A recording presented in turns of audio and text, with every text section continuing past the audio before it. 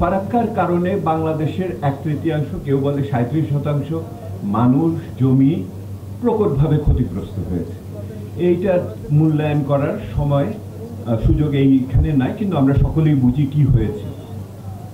আমার কাছে আশ্চর্য লাগছে আইনুল নিশাত ভাইয়ের প্রত্যক্ষ অংশগ্রহণের যেই 30 বছরের চুক্তিটি হয়েছিল সেটি আগামী বছর শেষ হয়ে যাচ্ছে। আপনারা কি কেউ কোনো আলোচনা শুনেছেন? এই প্রকল্প, এই চুক্তিকে আগামী দিন আমরা কি ধরনের দর কষাকষি করে আমার পক্ষে রাখার চেষ্টা করব, সেটার কারিগরি এবং অন্যান্য ধরনের আলোচনা আমি শুনতে পাই না। আমি প্রত্যাশা করছি, আবার ফিরে যাচ্ছে আগামী বছরের জন্য। আগামী বছর নতুন সরকার আসলে পরে একটা যথোপযুক্ত বাংলাদেশের স্বার্থ রক্ষাকারী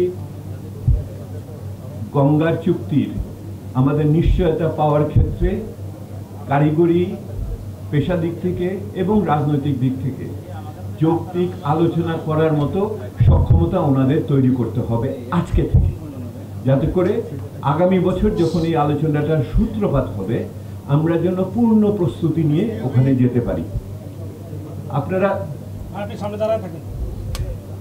আপনারা শুনেছেন যে চীন একটি বিরাট প্রকল্প হাতে নিয়েছে, পৃথিবীর সর্ববৃহৎ জলবিদ্যুৎ উৎপাদন কেন্দ্র তৈরি করছে। ঘটনাটা দেখুন পরিহাসমূলক কিরকম। ওইটার ব্রহ্মপুত্রের উপরে যেই প্রকল্পটি তৈরি হচ্ছে, মানে বলে পুরো আফ্রিকার তারা মহাদেশ যা তৈরি করবে তার চেয়ে বেশি তারা ওই একটা থেকে তৈরি করবে, কিন্তু সেইটাতে ভারত হচ্ছে নিম্ন অববাহিকার দেশ।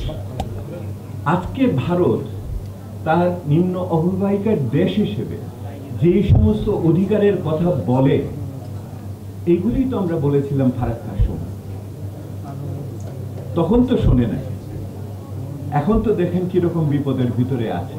সেহেতু আমাদের ভারতের সাথে আগামী দিনের আলাপ আলোচনার ক্ষেত্রে আমাদের যথেষ্ট বুদ্ধিমত্তা নিয়ে যুক্তিগুলোকে তৈরি করে আমাদের ওখানে যাওয়ার একটা বিষয় রয়েছে।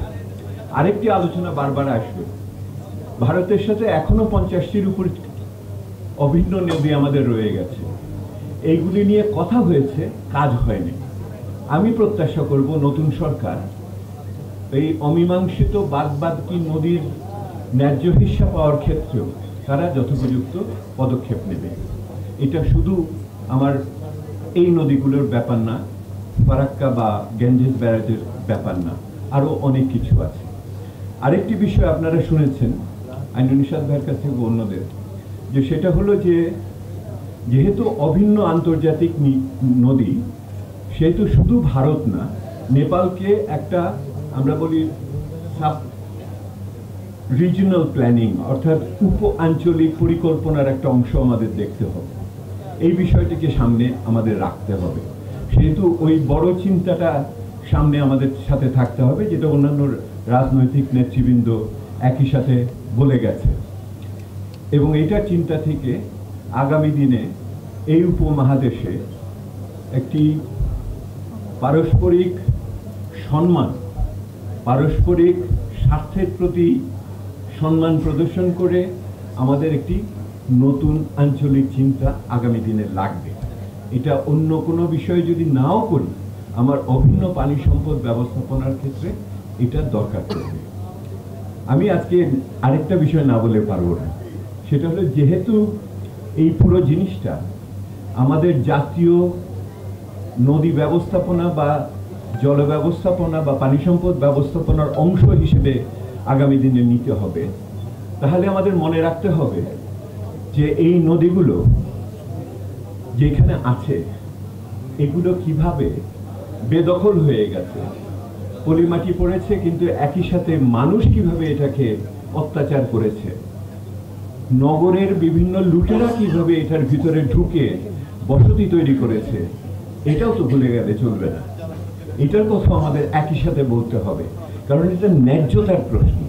এই ন্যায্যতা আমি এক জায়গায় করব, আরেক জায়গায় করব না, এটা হবে না, তাহলে ওই ন্যায্যতা টিকবে না। আমি শেষ কথা বলি,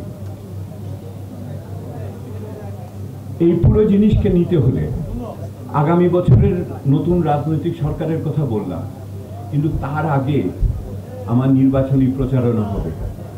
আমি প্রত্যাশা করব যে খোয়ামের মতো মানুষরা এবং এখানে যারা উপস্থিত আছেন অংশীজনরা, তারা এই প্রকল্পটিকে প্রত্যেকটি রাজনৈতিক দলের নির্বাচনী ইশতেহারে যাতে স্থান পায় সেটা চেষ্টা করবে।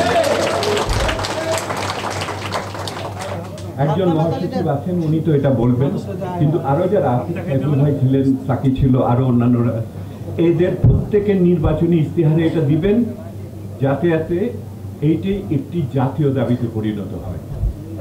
রাজনৈতিক নেতৃবৃন্দকে শক্তি দিতে হবে, নাগরিকদের কণ্ঠস্বর দিয়ে, এই নির্বাচনের বৈধতা দিয়ে। নিউ ইয়র্ক থেকে সম্প্রচারিত TVN 24 টেলিভিশন, বিশ্বজুড়ে বাঙালির কণ্ঠস্বর।